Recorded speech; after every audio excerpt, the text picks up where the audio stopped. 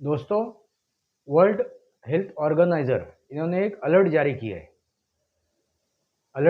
किया है। अभी चीन में एक नया विषाणु यानी कोरोना का जैसा विषाणु अपनी गर्दन उठा चुका है। कोरोना का जैसा छोटे बच्चों में वो पाया जा रहा है। वो जो बीमारी है वो छोटे बच्चों में पाई जा रही है। इसलिए उन्होंने पूरे वर्ल्ड को अलर्ट किया है, सावधान किया है। दोस्तों, डरने की कोई बात नहीं है। इसके ऊपर क्या इलाज है, इससे हम लोग कैसे बच सकते हैं, इसके ऊपर क्या इलाज है इस बीमारी के ऊपर, और हम लोग कैसे बच सकते हैं, इसके ऊपर क्या दवाइयाँ है, हम लोग एक जानने की कोशिश करेंगे। दोस्तों, ये मेरा वीडियो थोड़ा लंबा हो सकता है, मगर गौर से सुनिए। मैंने आपके लिए वीडियो बनाया है, आपके आरोग्य के लिए, आपके हेल्थ के लिए, आपके खुद के लिए मैंने वीडियो बनाया है। जो मैं जानता हूँ, जो मैं समझता हूँ, जिसके ऊपर मैंने अध्ययन किया है, खुद मैं समझ चुका हूँ, सच्चाई, वास्तव आपके सामने रखने की कोशिश कर रहा हूँ। इसलिए वीडियो आप पूरा देख लीजिए।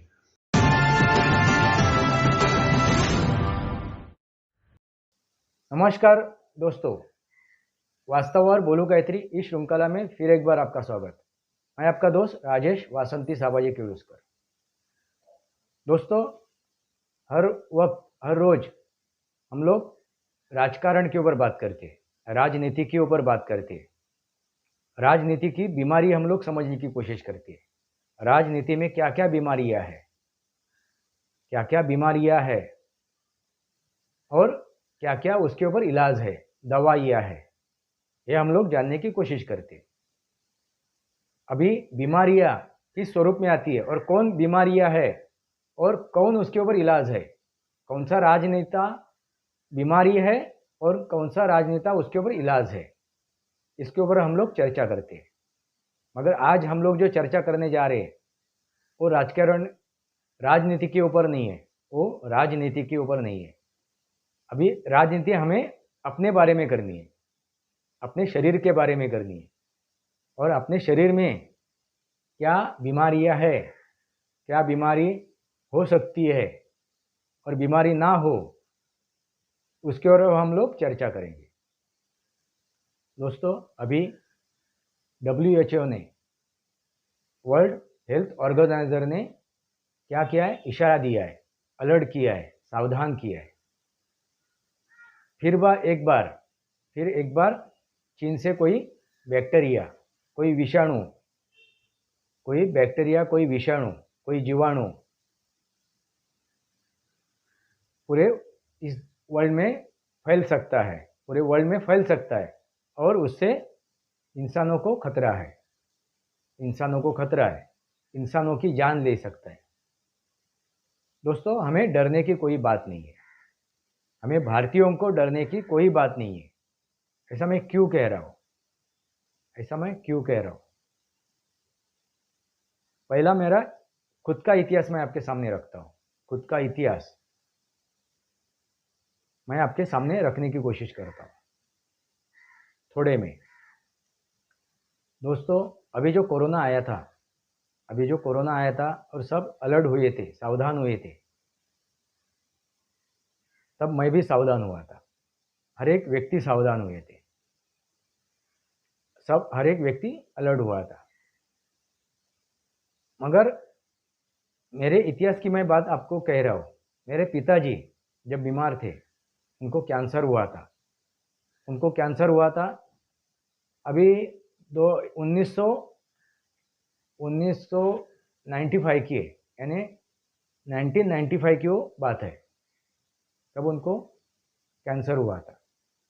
हम लोग सब डर गए थे, पूरा परिवार डर गया था, क्योंकि कैंसर का नाम सुन के हर एक डरता है, क्योंकि लाइलाज बीमारी है, ऐसे हम लोग समझते हैं, लाइलाज बीमारी है। नहीं दोस्तों, कोई भी लाइलाज बीमारी नहीं है। हर एक बीमारी के ऊपर इलाज है, उपाय है। उस बीमारी को हम लोग खत्म कर सकते हैं। मगर उस समय हम लोग डर गए थे, मुझे भी कुछ मालूमात नहीं थी। काफ़ी उसके ऊपर इलाज हुए, मेरे पिताजी ने काफ़ी अलग अलग तरीके से इलाज वो जारी थे। आयुर्वेद का भी इलाज उन्होंने जारी किया था और एलोपैथिक का भी चालू था, होम्योपैथिक का भी चालू किया था। हर एक इलाज उसके ऊपर हो रहे थे, मगर वो बीमारी ठीक नहीं हो रही थी। तो थोड़ा मैं ये हुआ था, डेस्परेट हुआ था, और मैं फिर ढूंढने की कोशिश करने लगा। कहीं तो भी दवाई हो, कहीं तो भी उसके ऊपर इलाज हो, कोई तो इसके ऊपर इलाज बताए। तो मैं काफ़ी घूमा इस महाराष्ट्र में, काफ़ी जगह पे मैं घूमा भी, और मैंने काफ़ी लोगों से संपर्क भी किया। वो दवाई खोजने की कोशिश की, समझने की कोशिश की, कोई तो हो कि उसके ऊपर इलाज बता सकता है। मगर सही वक्त पे वो हम लोग इलाज ढूंढ नहीं पाए और मेरे पिताजी गुजर गए।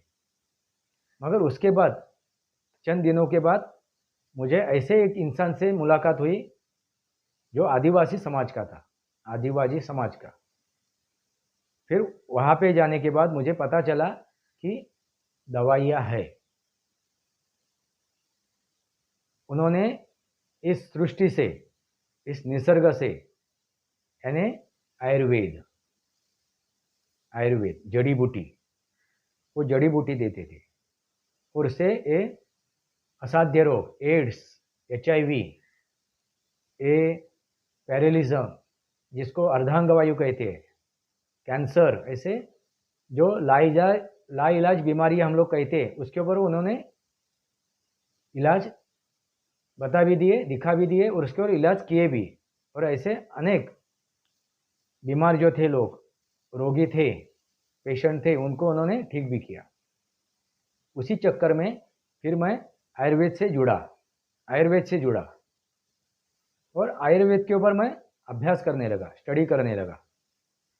तो एक बात मुझे पता चली आयुर्वेद में, वो क्या है कि कोई भी बीमारी हो, कोई भी रोग हो, कोई भी मर्ज हो, उसके पहले दवाई पैदा होती है, ये सृष्टि का नियम है, ये आयुर्वेद का नियम है। रोगाच्या अगोदर औषध जन्माला येते, मराठी में उसको कहते हैं, रोगाच्या अगोदर औषध जन्माला येते, यानी बीमारी से पहले दवाई जन्म लेती है। तो इसका मतलब है जन्म कहाँ पे लेगी? इस सृष्टि में, इस निसर्ग में, इस नेचर में। तो आपको समझ में आया होगा इतिहास और इसके पीछे क्या है। सनातन यानी विज्ञान, सनातन संस्कृति है, और इस संस्कृति पे चलना वही है धर्म, वही है कर्म। धर्म का मतलब है कर्म। उस सनातन के संस्कृति के अनुसार, संस्कार के अनुसार चलना, कृति करना, कर्म करना, वही है धर्म। और वो धर्म क्या है? विज्ञान। सनातन के पीछे क्या है? विज्ञान। और उसके ऊपर मैं अलग सा एक YouTube चैनल चला रहा हूँ, उसका नाम है सनातनी वास्तव। उसके ऊपर मैं ये सब रख रहा हूँ। विज्ञान के अलावा कुछ भी नहीं है, और उसके ऊपर मैं बातें कर रहा हूँ, चर्चा कर रहा हूँ, मेरा ज्ञान रख रहा हूँ। आप जाके वो चैनल देख सकते हो, उसका लिंक मैंने डिस्क्रिप्शन बॉक्स में डाला हुआ है। और इसके अलावा भी एक चैनल है मेरा, बोलायचा तरीका है, उसका भी लिंक मैंने डिस्क्रिप्शन बॉक्स में डाला हुआ है। अब ये दोनों चैनल देख सकते हो। ये मेरे 3 चैनल है, वास्तव और बोलू काहीतरी, सनातनी वास्तव और बोलायचा तरीका है। मगर आप सनातनी वास्तव ये चैनल आप जाके देख सकते हो, और आप समझ सकते हो सनातन क्या है। आप आपने एक बार सनातन समझ लिया तो आपको डरने की कोई बात नहीं है। तो आपके बाहर के शत्रु से भी लड़ सकते हो, बाहर के शत्रु से, यानी कोई भी आपका दोस्त हो जो पीठ पीछे आपके वार करता हो, या सामने से वार करने वाला शत्रु हो, कोई भी हो, इंसान हो, जानवर हो, कोई भी हो, फिर कोई भी एक बीमारी हो, बैक्टीरिया हो, किसी भी स्वरूप में हो, वो शत्रु किसी भी स्वरूप में हो, बैक्टीरिया से लेके इंसानों तक, किसी भी स्वरूप में हो, बैक्टीरिया से लेके, विषाणु से लेके इंसानों तक, कौन सा भी शत्रु हो आप उसको संभाल सकते हो, उससे लड़ सकते हो और उससे जीत भी सकते हो जब आप सनातन समझोगे तो। सनातन समझोगे तो इनसे आप जीत सकते हो। चलो ठीक है, आपके सामने मैंने बातें रखी। और एक बात है, देखिए ये कोरोना जब आया था ना दोस्तों, ये जो कोरोना आया था तो सब डर गए थे, मैं भी डर गया था, थोड़ा डर भी लगा था मुझे। तो मुझे 3 बार कोरोना होके गया है, मुझे 3 बार कोरोना होके गया है, मगर मैं आयुर्वेद को जानता हूँ, समझता हूँ, इस सनातन को जानता हूँ, इसलिए वो इसके ऊपर मैंने इलाज किए और मैं ठीक भी हुआ, मैं ठीक भी हुआ। मैंने कोई भी वैक्सीन लिया नहीं है। जो भारत सरकार ने वैक्सीन बांटी उसमें से एक भी वैक्सीन मैंने ली नहीं है। क्यों नहीं ली? आप बोलोगे क्या मूर्ख आदमी है, खुद को ज़्यादा होशियार समझता है, ज़्यादा अक्ल है क्या तुम्हें, ऐसे आप बात करोगे। नहीं दोस्तों, क्योंकि मैंने सच्चाई जानी है, क्योंकि मैंने सच्चाई जानी है तो मैं क्यों डरूं, क्यों वैक्सीन लूं। तो अब ये सच्चाई आपके सामने रख रहा हूं, ये आपके सामने सच्चाई रख रहा हूं।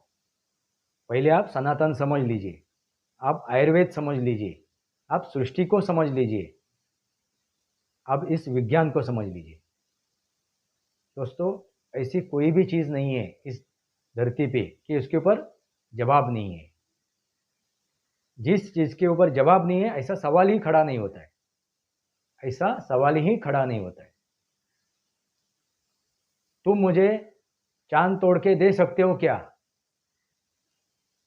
ये गलत सवाल है, क्योंकि चांद कोई तोड़ के दे नहीं सकता है। ये गलत सवाल है।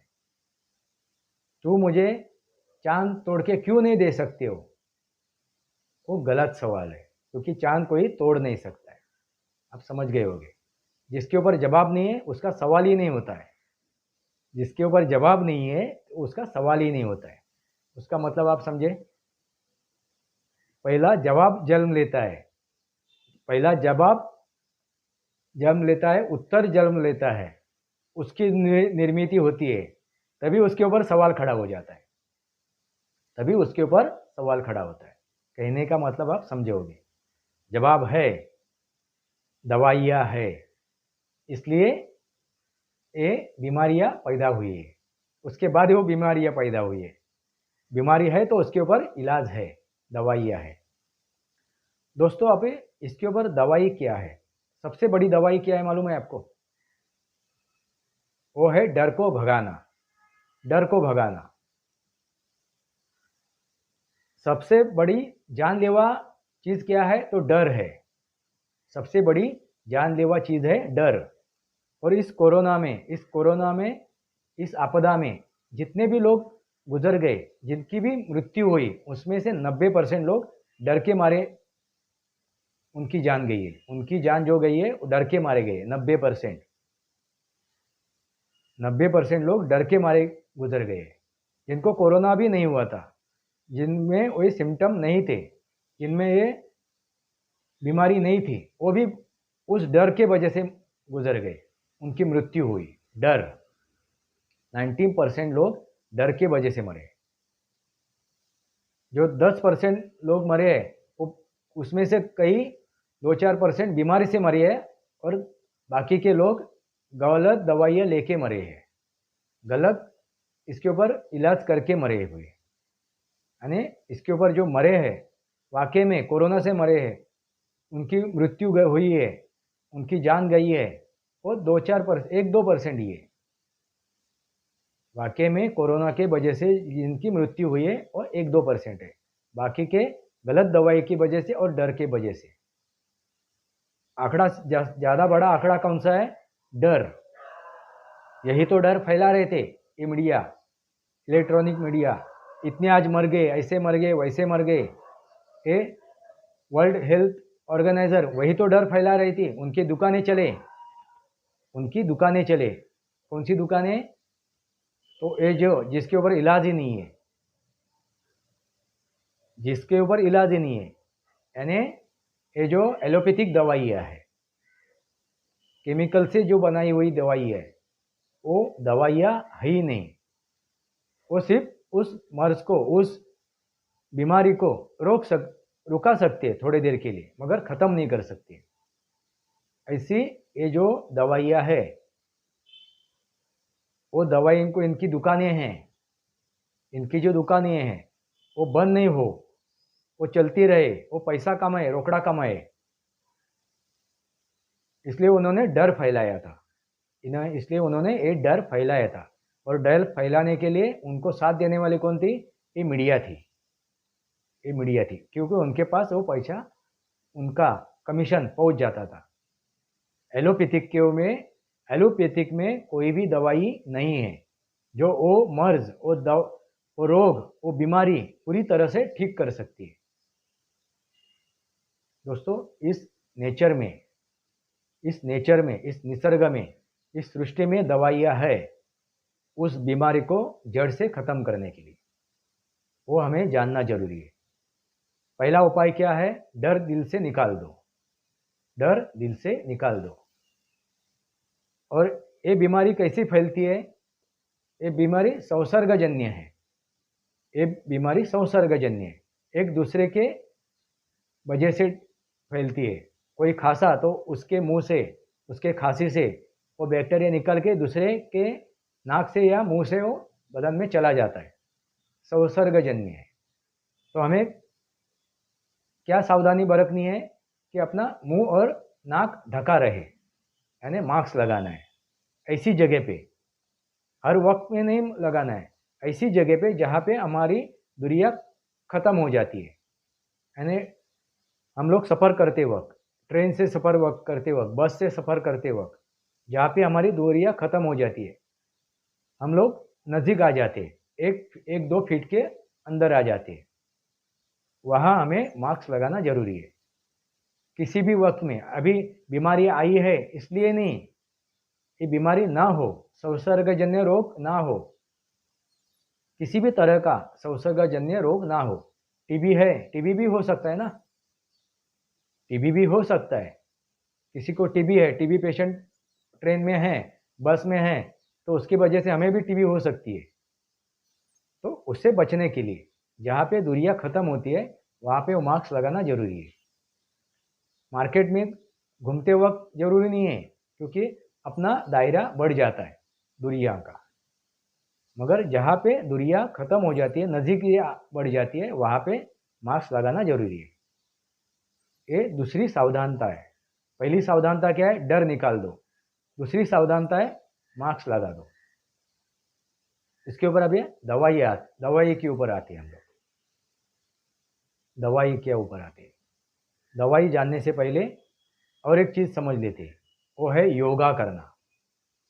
दोस्तों, 3 बार मुझे कोरोना होके गया तो भी मैं बचा क्यों? सिर्फ दवाई की वजह से नहीं, तो मैं बचपन से योगा कंटिन्यू करता हूँ। आज भी मैं योगा करता हूँ। जब मेरे पिताजी ने मुझे इसका फ़ायदा बताया है, उस टाइम से, उस वक्त से मैं योगा लगातार कर रहा हूँ, हर रोज कर रहा हूँ। क्यों कर रहा हूँ? मुझे ठीक तरह से जीना है, ठीक तरह से जीना है। दवाई खा के नहीं जीना है, दवाई खा के नहीं जीना है, बिना दवाई मुझे जीना है। तो मुझे योगा करना जरूरी है, आसन करना जरूरी है, वर्जिश करना जरूरी है। तो ये चीज़ें करना जरूरी है। प्राणायाम, कपालभाति, ये जो चीज़ें हैं वो करना जरूरी है। सांस की ऊपर नियंत्रण लाना वो जरूरी है। आप समझे होंगे मैं क्या कहने की कोशिश कर रहा हूँ। मैं इलाज बता रहा हूँ आपको। पहला इलाज क्या है? डर निकाल दो। दूसरा इलाज है मुंह ढक लो। तीसरा इलाज है वर्जिश करो, योगा करो, आसन करो और अपनी हेल्थ, अपना आरोग्य संभालो। सनातन में हम लोग जो भी चीज़ें करते हैं, आप समझो योगा नहीं कर पाते हो, आसन नहीं कर पाते हो, योगा नहीं, आसन नहीं कर पाते हो तो भी कोई बात नहीं, चलो ज़्यादा आसन करने की ज़रूरत नहीं है। सर्वांगासन एक करो, सर्वांगासन यानी सूर्य नमस्कार। वो पूरे शरीर का आसन होता है, पूरे शरीर को वो व्यायाम देता है, आकार देता है और विकारों से दूर रखता है। वो है सूर्य नमस्कार, सर्वांगासन, सूर्य नमस्कार। वो करो और तालियां बजाओ। हम लोग जो तालियां बजाते हैं ना, भजन पूजन कीर्तन करते वक्त जो तालियां बजाते हैं, वो है योगा का प्रकार है, योगा आसन है वो, योगा आसन, ये आसन है तालियां बजाना। यानी अपने शरीर को वाइब्रेशन मिलता है। दूसरी चीज़ है ऑक्यूप्रेशर ट्रीटमेंट होती है, शरीर वाइब्रेट होता है और शरीर को ऑक्यूप्रेशर ट्रीटमेंट मिलती है इस ताली की वजह से। और दिमाग शांत रखो, दिमाग शांत रखो। अपना जो दिमाग है शांत रहेगा तो ही वो सही कार्य कर पाएगा, तभी वो सही इलाज कर पाएगा। तो आपको मेडिटेशन करना जरूरी है। मेडिटेशन का सिंपल, मैं आपको मेडिटेशन कैसा सिंपल तरीके से करना है, सादे तरीके से करना है, सहज करना है, कहीं पे जाके सीखने की जरूरत नहीं है। सहज तरीका क्या है? नामस्मरण, नामस्मरण करो। कोई भी जो भी आपको भाता है वही आप पाते हो। किसी भी ईश्वर का नाम हो, किसी भी भगवान का नाम हो, उसका जाप करो, उसका नामस्मरण करो, उसका नामस्मरण करो। तो उससे आप एकाग्र हो जाओगे। अपने दिमाग के ऊपर आप संतुलन पा सकते हो, दिमाग शांत कर सकते हो।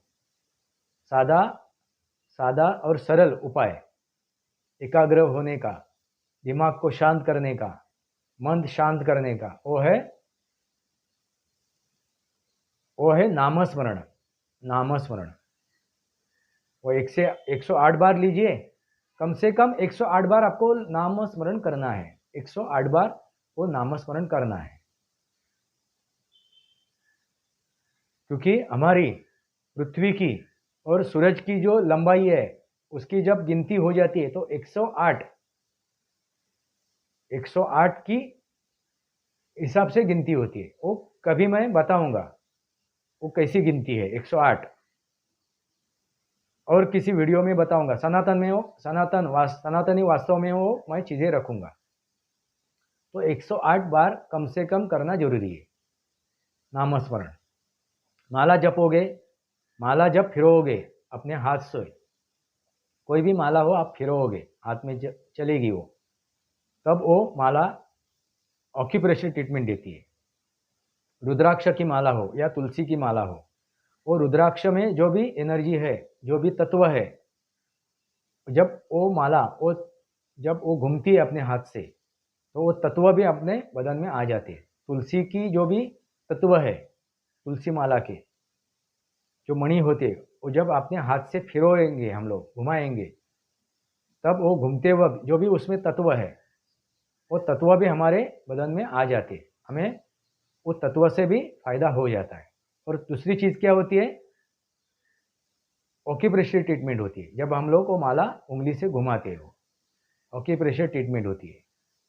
और जब हम लोग नामस्मरण करते हो, माला घुमाते हैं, नामस्मरण करते हैं, तो हमारा एकाग्रता बन जाती है, दिमाग शांत हो जाता है, अपना मेंदू, अपना मगज संतुलित हो जाता है, अपना ब्रेन शांत हो जाता है, वो सही हिसाब से काम करता है, सही हिसाब से काम करता है। पूरे शरीर को नियंत्रण कौन करता है? तो हमारा दिमाग, ये मेंदू, ये ब्रेन।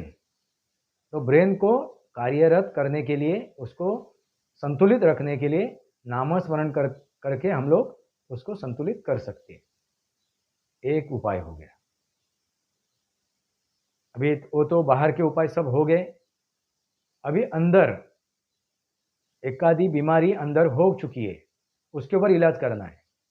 बैक्टीरिया जब प्रवेश करता है आपके बदन में, कोई भी बैक्टीरिया हो, कोई भी विषाणु हो, कोई भी जीवाणु हो, जीव जंतु, वो जब अपने शरीर में प्रवेश करता है तो शरीर उसको खत्म करने के लिए, उसका नाश करने के लिए, उसको निपटाने के लिए शरीर अपना तापमान बढ़ाता है।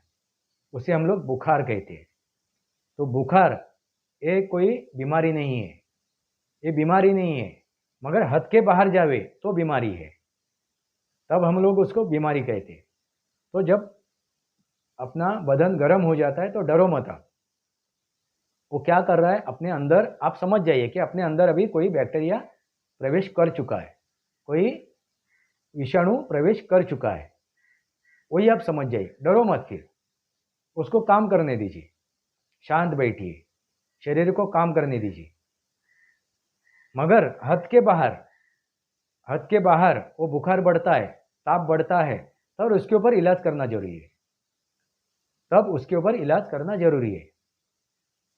तब एक इलाज है अपने पास। कितना भी बड़ा बुखार हो, उसको कंट्रोल करने के लिए एक इलाज है। उसके में इंग्रेडिएंट्स, उसके में जो ये पदार्थ है वो आपके सामने रख रहा हूँ। इंग्रेडिएंट्स, पदार्थ मैं आपके सामने रख रहा हूँ, आप लिख लीजिए, मैं डिस्क्रिप्शन बॉक्स में भी डालूंगा। पहला पदार्थ है भीमसेन कपूर, बस स्फटिक जैसा रहेगा, भीमसेन कपूर। जो हम लोग सादा कपूर जो मिलता है दुकान में, वो नहीं, भीमसेन कपूर, वो 10 ग्राम ले लीजिए, भीमसेन कपूर का अर्क। दूसरी चीज़ है ओवा फूल, वो भी 10 ग्राम, और वो भी अर्क है, ओवा फूल का अर्क है। और तीसरी चीज़ है पुदीना का अर्क, वो भी 10 ग्राम। ये तीनों चीज़ें कांच के बोतल में डाल दीजिए एक साथ, वो अपने आप पिघल जाएंगे। उसमें कुछ और चीज़ डालने की ज़रूरत नहीं है, वो अपने आप पिघल जाएंगे। और कांच की बोतल वो बंद करके रख दीजिए, नहीं तो खुली रहेगी तो उड़ जाएगा, वो हवा में से उड़ जाएगा, तो उसको बंद करके रख दीजिए। जब आपको बुखार लगे, किसी भी तरह का बुखार हो, किसी भी प्रकार का बुखार हो, किसी भी प्रकार का ताप हो, तो आप क्या करना है, खाली 4 बूंदे, 3 या 4 या 5 बूंदे, जैसा बुखार हो, ज़्यादा बुखार हो, शुरू में आपको 4 या 5 बूंदे लेने हैं। कैसे लेने हैं, कांच के बर्तन में, कोई गिलास हो, कोई कप हो, कांच का बर्तन, कोई धातु का बर्तन नहीं, धातु का बर्तन छोड़ के कांच का बर्तन हो तो कांच के बर्तन में, या चीनी मिट्टी का बर्तन हो, इससे अच्छा आप कांच की बर्तन ही यूज़ करो, कांच का बर्तन, क्योंकि उसके ऊपर ज़्यादा असर नहीं होता है। तो कांच के बर्तन में आप वो पानी लेंगे, सादा पानी लेंगे आप, और उसमें वो 4 या 5 बूंदे डालेंगे और वो पी लेंगे। 4 या 5 बूंदे डाल के उसको पी लेना है। दिन में जैसे ज़्यादा बुखार हो तो दिन में 4 या 3 बार, वरना 2 बार ठीक है। जैसा आपको लगे, महसूस हो कि अभी बुखार उतर गया है, ख़त्म हो गया है, तो आप उसको रोक सकते हो दवाई को। और वो जो लिक्विड बना के रखा है, वो द्रव बना के रखा है, वो ऐसा उंगली पे लेके थोड़ा सा वो उंगली को लगा के उसको सूंघ भी सकते हो, या पानी में डाल के उसकी भाप भी ले सकते हो, ये हो गया बुखार रोकने का तरीका। और आयुर्वेद से भी क्या दवाइयाँ है, आयुर्वेद में सबसे बड़ी दवाई है इस मर्ज के ऊपर, खांसी के ऊपर, बरगल के ऊपर। देखिए अभी ये जो खांसी है ना, वो खांसी सूखी खांसी है। क्या कह रहा है ये हेल्थ ऑर्गेनाइजर, क्या कह रहा है कि सूखी खांसी है, उससे बरगल निकलता नहीं है, उससे कफ निकलता नहीं है, वो सूखी है। दोस्तों खांसी कब आती है, शरीर खांसता कब है, हम लोग खांसते कब है? जब कोई बैक्टीरिया, कोई विषाणु, कोई जीवाणु हमारे शरीर में प्रवेश करता है, उसको बाहर निकालने के लिए शरीर क्या करता है? खांसी की एक कृति करता है, एक कार्य करता है, खांसी की एक प्रक्रिया करता है। खांसने से वो बाहर निकले, बाहर निकल जावे, इसलिए वो खांसी आती है। क्यों आती है? उसको बाहर निकालने के लिए, शरीर से बाहर निकालने के लिए, बाहर धक्का मार के उसको निकालने के लिए वो खांसी आती है। तो खांसी एक बीमारी नहीं है, खांसी एक बीमारी नहीं है। उसके पीछे क्या राज है? तो बाहर निकालने के लिए शरीर खांसता है, हम लोग खांसते हैं, खांसी आती है। तो उसके ऊपर इलाज क्या है? हाँ, तो मैं क्या बता रहा था, ये सूखी खांसी है। तो ऐसा नहीं कि किसी भी बैक्टीरिया की वजह से, बैक्टीरिया का हर एक रूप है, अलग अलग स्वरूप है। आपने सुना होगा जब ये कोरोना आया था तब, अभी उसका स्वरूप ये हो गया है, उसका स्वरूप ये हो गया है, अभी ऐसा उन्होंने बदलाव किया है उस बैक्टीरिया ने, इस कोरोना ने, और इस हिसाब से वो अटैक कर रहा है। देखिए, हर एक जीव को जीने का हक है, वो जिएगा, वो जीने की कोशिश करेगा हर एक स्वरूप में, हर एक तरह से। तो वो भी कोविड, वो भी कोरोना जीने की कोशिश कर रहा है। वो कोरोना कहीं पे गया नहीं है, जितने भी बैक्टीरिया इस धरती पे है वो मौजूद है, वो कहीं पे गए नहीं है। सिर्फ हमारा शरीर उसके साथ लड़ने के लिए तैयार है, इसलिए हमें वो बीमारी होती नहीं है। उस हिसाब से हमारा शरीर ढल चुका है, बन चुका है, इसलिए उस बैक्टीरिया का हमारे शरीर के ऊपर असर नहीं होता है।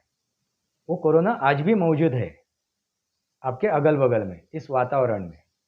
तो आप भागोगे किधर? डरोगे, डर के भागोगे किधर? तो डरो मत। तो शरीर को इतना आप मजबूत कीजिए, शरीर को अंदर से बाहर से इतना मजबूत कीजिए कि वो बैक्टीरिया आपके ऊपर असर नहीं कर सकता है। पहली ये चीज़ है।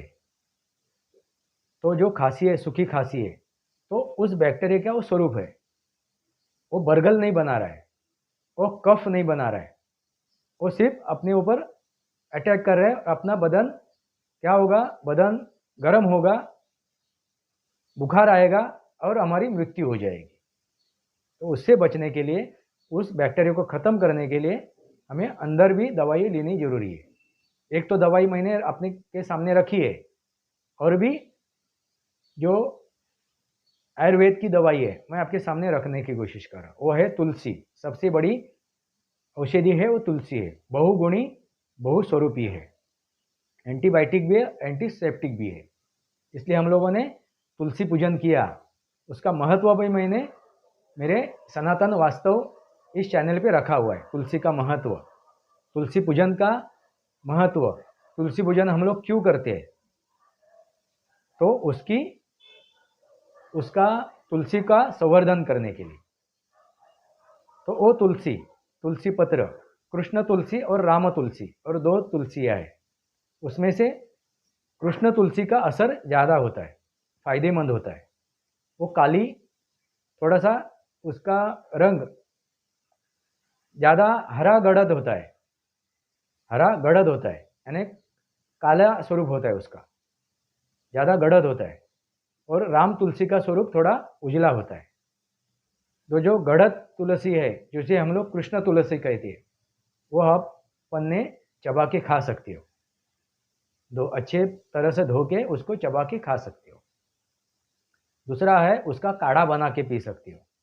जब काढ़ा बनाओगे उसका, तुलसी का, उसमें क्या क्या डालना है वो भी पदार्थ आप लिख लीजिए, वो भी मैं पदार्थ डिस्क्रिप्शन बॉक्स में डालूंगा, उसका भी इंग्रेडिएंट्स मैं डिस्क्रिप्शन बॉक्स में डालूंगा। क्या क्या है? तुलसी पत्र है, धनिया है, अदरक है, इलायची है, और लवंग है, और हल्दी है। ऐसा उनका, इस इंग्रेडिएंट्स का, इन पदार्थों का आप काढ़ा बना के पी सकते हो। उसका प्रमाण मैं डिस्क्रिप्शन बॉक्स में डालूंगा, किस प्रमाण में उसको यूज करना है। दोस्तों, आपको समझ में आया होगा। सनातन, सनातन यानी विज्ञान, सनातन यानी विज्ञान। क्यों नहीं डर है? मुझे क्यों डर नहीं है? क्योंकि मैं सनातनी हूँ, क्योंकि मैं विज्ञान को ऊपर मेरा भरोसा है। और विज्ञान मैंने कहाँ जाना, कहाँ समझा? तो सनातन संस्कृति में जाना। ये जो 4 वेद है ना, अथर्ववेद, सामवेद, यजुर्वेद, ऋग्वेद, इसमें विज्ञान ही है, इसमें विज्ञान है। ये उपनिषदें है, उसमें विज्ञान क्या है वो बताने की कोशिश की है उपनिषदें में। तो आपको पहला क्या जानना है? ये 4 वेद जानने हैं। प्रथम वेद, हमारे सनातन के प्रथम वेद जानने हैं। और गीता रहस्य समझना है, कैसा जीना है इस सृष्टि में, इस दुनिया में। ये गीता रहस्य में बताया हुआ है। और कहाँ पे भागने की कोशिश नहीं है, दौड़ने की कोशिश नहीं है, करने की ज़रूरत नहीं, कोशिश करने की ज़रूरत नहीं। किसी बाबा के पास जाने की ज़रूरत नहीं है, किसी बाबा के पास जाने की ज़रूरत नहीं है, किसी तांत्रिक मांत्रिक के पास जाने की ज़रूरत नहीं है, किसी वैद्य के पास जाने की ज़रूरत नहीं है, किसी डॉक्टर के पास जाने की ज़रूरत नहीं। ये सब मौजूद है इसमें। ये 4 वेदों में है, ये उपनिषदों में है, ये सब चीज़ें इस हमारे ग्रंथ में है। जो भी पौराणिक कथा है उसमें हम लोग क्या है, काल्पनिक, अकल्पनीय, कुछ रहस्यमय, ऐसे चीज़ें सुनने की हमें आदत है, चटपटी बातें सुनने की आदत है। इसलिए वो कहानियाँ रची गई है। और उस कहानियाँ में जो सच्चाई है उसके हम लोग, जो कहानियाँ है, जो पौराणिक कहानियाँ, उसमें से जो सच्चाई है उससे हम लोग भटक चुके हैं। और वही सच्चाई है मैं सनातन वास्तव इस YouTube चैनल में रख रहा हूँ। वही सच्चाई है, वही विज्ञान मैं सनातनी वास्तव इस YouTube चैनल में रख रहा हूँ। आप जाके वो मेरा चैनल देख सकते हो। मगर आज के लिए ये समझ लीजिए कि आपको पहला क्या करना है, डरना नहीं है। दूसरा, आपका मुंह और नाक ढक के रखना है। तीसरी बात क्या है, आयुर्वेद का उपयोग करना है, योगा करना है, आसन करना है, वर्जिश करनी है, व्यायाम करना है। इतनी ही बातें हैं। और सनातन को जानना है, सबसे बड़ी चीज़ है सनातन को जानना है, सनातन का वास्तव जानना है। सनातनी वास्तव और बोलू काहीतरी इस श्रृंखला को सब्सक्राइब कीजिए, बेल आइकन दबाइए। मेरे विचार सही लगे तो आप लाइक कीजिए और आपके विचार कमेंट बॉक्स में लिखिए। मैं चर्चा कर रहा हूँ, आपके सामने रख रहा हूँ। आपको कुछ बातें मेरी गलत लग रही होगी तो उसके ऊपर आप अपनी कमेंट रख सकते हो। आपको कुछ सवाल हो तो कमेंट बॉक्स में लिख सकते हो। मेरे वीडियो शेयर कीजिए। आज के लिए इतना ही। भारत माता की जय, वंदे मातरम। जय भारत, जय महाराष्ट्र।